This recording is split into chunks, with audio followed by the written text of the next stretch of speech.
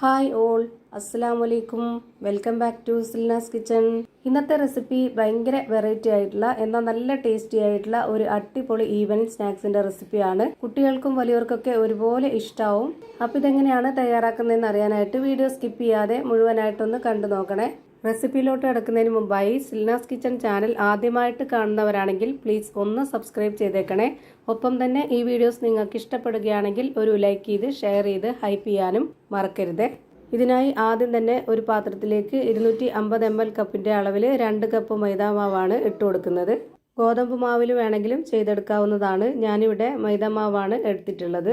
ഇതിലേക്ക് ഇനി ഒരു 2 ടേബിൾ സ്പൂൺ അളവിൽ പഞ്ചസാര ഇട്ട് കൊടുക്കുന്നുണ്ട്. ഇതിലേക്ക് ഇനി ഒരു നുള്ള് ഉപ്പും ഈ മാവൊന്ന് സോഫ്റ്റ് ആവാനായിട്ട് ഒരു നുള്ള് സോഡാപ്പൊടിയും ഇട്ട് കൊടുക്കാം. ഇനി ഇത് കുഴച്ചെടുക്കാൻ ആവശ്യത്തിനുള്ള വെള്ളമാണ് എടുത്തിട്ടുള്ളത്. 250 ml കപ്പിൻ്റെ അളവിൽ 1 കപ്പ് വെള്ളം എടുത്തിട്ടുണ്ട്. അത് ഘട്ടം ഘട്ടമായിട്ട് ഒഴിച്ചു കൊടുത്തിട്ട് കുഴച്ചിട്ടെടുക്കാം. ഇപ്പോൾ ഞാനിതിലേക്ക് ഒരു 1/4 കപ്പോളം വെള്ളം ഒഴിച്ചു കൊടുത്തിട്ടുണ്ട്. എന്നിട്ടിത് കുഴച്ചെടുക്കുന്നുണ്ട്. ഇതുപോലെ ഘട്ടം ഘട്ടമായിട്ട് ഒഴിച്ചു കൊടുത്തിട്ട് കുഴച്ചെടുക്കാം. അല്ലാന്നുണ്ടെങ്കിൽ അതിൻ്റെ പരുവം തെറ്റിപ്പോവും. ഇതിലേക്ക് ഇനി കുറച്ചുകൂടി വെള്ളത്തിൻ്റെ ആവശ്യമുണ്ട്. അതുകൊണ്ട് കുറച്ചുകൂടി വെള്ളം ഒഴിച്ചു കൊടുക്കാം. ഇപ്പോൾ ഇതിലേക്ക് ആകെ വേണ്ടി വന്നിട്ടുള്ളത് 1/4 കപ്പ് വെള്ളമാണ്. ഇത്രയും വെള്ളം കറക്റ്റാണ്. അതായത് 250 ml കപ്പിൻ്റെ അളവിൽ 1/4 കപ്പ് വെള്ളമാണ് ഞാൻ ഇതിലേക്ക് ആകെ ഒഴിച്ചു കൊടുത്തിട്ടുള്ളത്. ഈ മാവ് കുഴച്ചെടുക്കാൻ നേരത്ത് കയ്യിൽ ഒട്ടിപ്പിടിക്കുന്നുണ്ട് എന്നുണ്ടെങ്കിൽ കുറച്ച് എണ്ണയൊക്കെ ഒഴിച്ചു കൊടുത്തിട്ട് കുഴച്ചെടുക്കാവുന്നതാണ്. അപ്പോൾ ഞാനിവിടെ ഈ മാവ് കുഴച്ചെടുത്തിട്ടുണ്ട്. ഇനി നമ്മുടെ കയ്യിൽ കുറച്ച് ഓയിലോ എണ്ണയോ ഒന്ന് സ്പ്രെഡ് ചെയ്തതിന് ശേഷം ഇതിൽ നിന്ന് കുറച്ചായിട്ട് എടുത്തിട്ട് ഇതുപോലെ ഈ ഒരു വലുപ്പത്തിൽ ബോൾസ് ആക്കി എടുക്കുന്നുണ്ട്. ഈ ഷേപ്പിൽ തന്നെ തയ്യാറാക്കണമെന്നില്ല. ഓരോരുത്തർക്കും ഇഷ്ടമുള്ള അളവിലും ഷേപ്പിലൊക്കെ റെഡിയാക്കി എടുക്കാവുന്നതാണ്. ഇപ്പോൾ ഞാനിതാ ഈ ഒരു വലുപ്പത്തിൽ തന്നെ എല്ലാം റെഡിയാക്കി എടുക്കുന്നുണ്ട്. ഇനി ഇത് മാറ്റി വെച്ചേക്കാം. അടുത്തതായി ഇതിലേക്ക് വേണ്ടുന്ന ഫില്ലിങ്സ് തയ്യാറാക്കാം. അതിനായിട്ട് ഞാനിവിടെ ഒരു പാൻ സ്റ്റൗവിലേക്ക് വെച്ച് ഫ്ലെയിം ഓണാക്കി കൊടുത്തിട്ടുണ്ട്. ഇതിലേക്ക് ഇനി 1 ടേബിൾ സ്പൂൺ അളവിൽ ബട്ടർ ഉരുക്കിയതാണ് ഒഴിച്ചു കൊടുത്തിട്ടുള്ളത്. നെയ്യാണ് ചേർത്ത് കൊടുക്കേണ്ടത്. നെയ്യാണെന്നുണ്ടെങ്കിൽ കുറച്ചുകൂടി മണവും നല്ല ടേസ്റ്റൊക്കെ ഉണ്ടാവും. നെയ്യില്ലാന്നുണ്ടെങ്കിൽ ഇതുപോലെ ബട്ടറിൽ ചെയ്തെടുത്താലും മതി. ഞാനിവിടെ ചൂടായി വന്ന ഈ ഒരു ബട്ടറിലേക്ക് ഇട്ട് കൊടുത്തിട്ടുള്ളത് ഒരു 3 മീഡിയം സൈസിലുള്ള നേന്ത്രപ്പഴം നന്നായി പഴുത്തിട്ടുള്ളതാണ്. ഈ ഒരു വലിപ്പത്തിൽ കട്ട് ചെയ്തിട്ട് ഇതിലേക്ക് ഇട്ട് കൊടുത്തിട്ടുള്ളത്.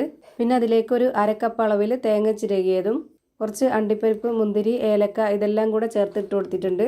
പിന്നെ ഇതിലെ മധുരത്തിന് വേണ്ടിയിട്ട് ഒരു 1/4 കപ്പ് അളവിൽ പഞ്ചസാരയും ആ ഒരു മധുരത്തിനെ ബാലൻസ് ചെയ്യാനായിട്ട് ഒരു നുള്ള് ഉപ്പ് ഇട്ട് കൊടുത്തിട്ട് ഇതൊന്ന് അടച്ചു വെച്ച് വേവിച്ചെടുക്കുന്നുണ്ട്. ഇത് വെന്ത് വരുമ്പോൾ ഈ ഒരു പരുവത്തിലിരിക്കണം. ഇതുപോലെ ഉടച്ചു കൊടുക്കുമ്പോൾ നന്നായിട്ട് ഉടഞ്ഞു വരുന്ന ഈ ഒരു പരുവത്തിലായിരിക്കണം റെഡിയായി കിട്ടേണ്ടത്. ഇനി നമുക്കിതിൻ്റെ ഫ്ലെയിം ഓഫ് ചെയ്ത് കൊടുക്കാം. ഇനി അടുത്തതായിട്ട് നമ്മൾ റെഡിയാക്കി വെച്ചിട്ടുള്ള ആ ഒരു മാവ് നാരങ്ങ പിഴിയാനായിട്ട് എടുക്കുന്ന ഈ ഒരു മേക്കറിൽ നമ്മൾ കുറച്ച് എണ്ണ ഒന്ന് സ്പ്രെഡ് ചെയ്തതിന് ശേഷം അതിനുള്ളിലേക്ക് ഇതിൽ നിന്ന് ഒരു ബോൾസ് ഇറക്കി വെച്ച് കൊടുക്കുക. എന്നിട്ട് ചെറുതായിട്ടൊന്ന് പ്രസ് ചെയ്ത് കൊടുത്തു കഴിഞ്ഞാൽ പിന്നെ നമുക്കിതിൽ നല്ലൊരു ഹോളായിട്ട് കിട്ടും. അപ്പോൾ അതിനുള്ളിലേക്ക് നമ്മൾ റെഡിയാക്കി വെച്ചിട്ടുള്ള ആ ഒരു പഴത്തിൻ്റെ മിക്സ് വെച്ച് കൊടുക്കുക. ഇതൊന്ന് പ്രസ് ചെയ്തതിന് ശേഷം ഒന്നുകൂടി ഒരു കുഴിയാക്കി കൊടുത്തിട്ട് ഇതിനുള്ളിലേക്ക് ആ ഒരു പഴത്തിൻ്റെ മിക്സ് ഇറക്കി വെച്ച് കൊടുക്കാം. എന്നിട്ട് വേണമെങ്കിൽ നമുക്ക് ഇഷ്ടമുള്ള ഏത് ഷേപ്പിൽ വേണമെങ്കിലും റെഡിയാക്കി എടുക്കാവുന്നതാണ്. ഇങ്ങനെ ആകുമ്പോൾ നമ്മുടെ ഫില്ലിങ്സ് ഒന്നും പൊട്ടി പുറത്തോട്ട് പോകത്തില്ല. നല്ല ഉള്ളിലേക്ക് ഫില്ലിങ്സ് ഒക്കെ വെച്ച് കൊടുക്കാൻ വേണ്ടി നല്ലൊരു ആഴത്തിലുള്ള ഹോളായിട്ട് കിട്ടും. അപ്പോൾ നമുക്ക് എളുപ്പമാണ് ഇങ്ങനെ ചെയ്തെടുക്കാനായിട്ട്. ഇപ്പോൾ ഞാനിതാ ഈ ഒരു ഷേപ്പിലാണ് ഇത് റെഡിയാക്കി എടുത്തിട്ടുള്ളത്. ഇതേപോലെ തന്നെ ബാക്കിയെല്ലാം ചെയ്തിട്ടെടുക്കാം. വീണ്ടും നമ്മൾ ഇതിലേക്ക് കുറച്ച് ഓയിലൊന്ന് സ്പ്രെഡ് ചെയ്തതിന് ശേഷം ഇതിൽ നിന്ന് ഒരു മാവെടുത്ത് ഇതിലേക്ക് വെച്ച് കൊടുത്തിട്ടൊന്ന് പ്രസ് ചെയ്ത് കൊടുക്കുക. കൈകൊണ്ട് ഇതുപോലെ ചെറുതായിട്ടൊന്ന് ലെവൽ ചെയ്ത് കൊടുത്തതിന് ശേഷം അതിനുള്ളിലേക്ക് നമ്മൾ റെഡിയാക്കി വെച്ചിട്ടുള്ള ആ ഒരു പഴത്തിൻ്റെ മിക്സ് വെച്ച് കൊടുത്തതിന് ശേഷം ഇതുപോലെ ഒരു ബോൾസ് ആക്കി എടുക്കണം. ഇപ്പോൾ ഇതിനുള്ളിൽ ഫില്ലിങ്സ് ഉണ്ടെന്ന് പറയേ ഇല്ല. അത്രയും നല്ല പെർഫെക്റ്റ് ആയിട്ടാണ് നമുക്കിത് റെഡിയാക്കി എടുക്കാൻ പറ്റുന്നത്. ഇതുപോലെ തന്നെ എല്ലാം ചെയ്ത് ഒരു പാത്രത്തിലേക്ക് മാറ്റുന്നുണ്ട്. ഇനി നമുക്കിതൊന്ന് ഫ്രൈ ചെയ്തെടുക്കാം. അതിനായി സ്റ്റവിലേക്ക് ഒരു പാൻ വെച്ച് കൊടുത്തതിന് ശേഷം ഫ്ലെയിം ഓൺ ആക്കി കൊടുത്തിട്ട് ഇതിലേക്ക് കുറച്ച് ഓയിൽ ഒഴിച്ചു കൊടുത്തിട്ടുണ്ട്. ഓയിലൊന്ന് നന്നായിട്ട് ചൂടായിട്ട് വരുമ്പോൾ ഒരു മീഡിയം ഫ്ലെയിമിൽ ഇട്ട് കൊടുത്തതിന് ശേഷം ഇതിലേക്ക് ഓരോന്നോരോന്നായിട്ട് ഇട്ട് കൊടുക്കാം. ഇത് അത്യാവശ്യം വേവുള്ള പലഹാരമാണ്. അതുകൊണ്ട് തന്നെ 1 മിനിറ്റ് നേരമെങ്കിലും ഒരു ഭാഗം വേവിച്ചെടുക്കണം. എന്നിട്ട് വേണം തിരിച്ചിട്ട് കൊടുക്കാനായിട്ട്. അങ്ങനെ നമ്മൾ ഒരു ഭാഗം വെന്തതിന് ശേഷം വീണ്ടും അതൊന്ന് തിരിച്ചിട്ട് കൊടുക്കുക. ആ ഭാഗം കൂടെ നമുക്കിത് 1 മിനിറ്റ് നേരം വേവിച്ചെടുക്കണം. അങ്ങനെ നമ്മൾ തിരിച്ചും മറിച്ചൊക്കെ ഇട്ട് കൊടുത്തിട്ട് നന്നായിട്ടൊന്ന് വേവിച്ചെടുക്കുക.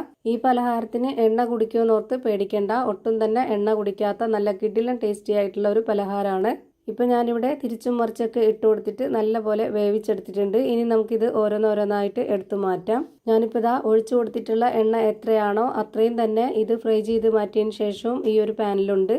ഇത് കാണുമ്പോൾ തന്നെ നിങ്ങൾക്ക് മനസ്സിലായിട്ടുണ്ടാവും. അപ്പോൾ ഇതാ നേന്ത്രപ്പഴം കൊണ്ടുള്ള നല്ല കിടിലൻ ടേസ്റ്റി ആയിട്ടുള്ള ഒരു അടിപൊളി പലഹാരം റെഡിയായി കിട്ടി. നേന്ത്രപ്പഴത്തിൽ തന്നെ ചെയ്തെടുക്കാൻ പറ്റുള്ളൂ എന്നൊന്നുമില്ല, പഴം ഏതായിരുന്നാലും കുഴപ്പമൊന്നുമില്ല.